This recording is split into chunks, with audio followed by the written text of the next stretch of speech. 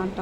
Okay, cervical, thoracic, lumbar, lumbosacral. Okay, so మనం ఇచ్చినప్పుడు ఎపిడ్యూరల్కి ఇస్తాం. ఇక్కడ ఇంటర్స్పైనల్ చూడండి, ఇది spine, transverse process spine, spines process.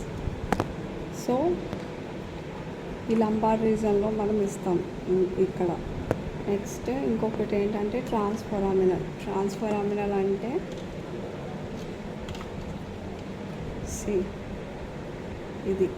ఇది ట్రాన్స్ఫోరామినల్.